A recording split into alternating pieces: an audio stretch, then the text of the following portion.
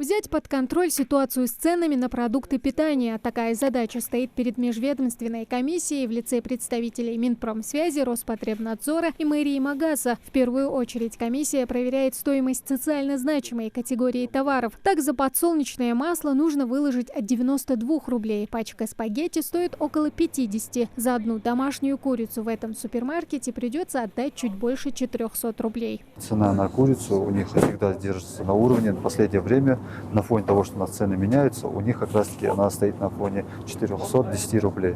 А в среднем какая цена?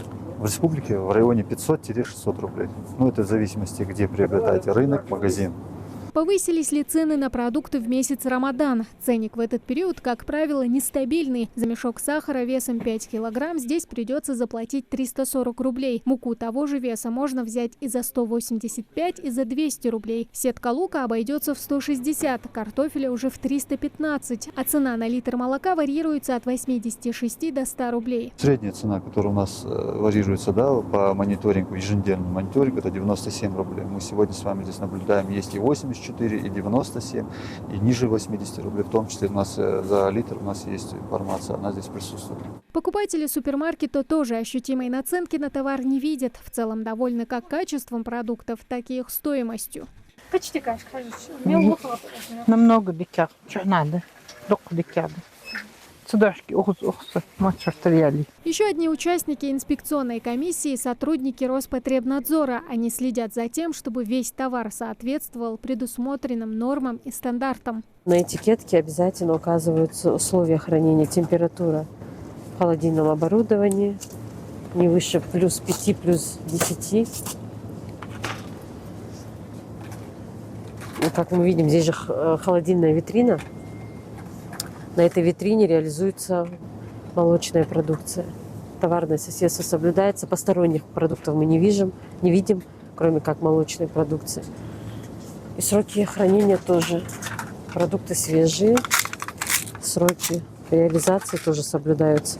Для проверки ревизоры выбрали самые популярные у покупателей супермаркеты. По словам специалистов, стоимость продуктов варьируется в зависимости от того, кто именно доставляет товар, откуда, и от сезонности продукции. Наценка в пределах 10-20% в зависимости от категории товара. К примеру, цены на бакалею значительно различаются. Диапазон был 53 рубля, мы с вами видим 10 рублей разница. То есть год – это 10 рублей у нас.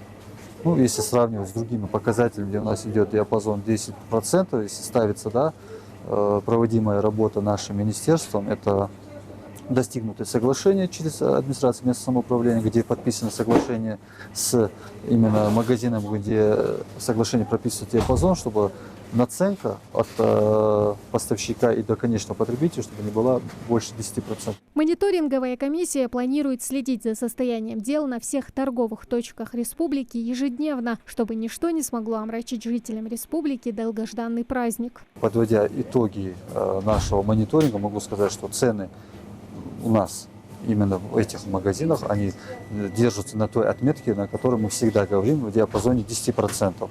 Если же по результатам каких-то фотоотчетов мы будем выявлять какие-то сдвиги в большую сторону, я могу гарантированно сказать, что мы берем на себя обязательство провести этот анализ, посмотреть, с чем это связано, связано ли это с транспортными наценками, с транспортировкой товара, есть ли где-то человеческий фактор.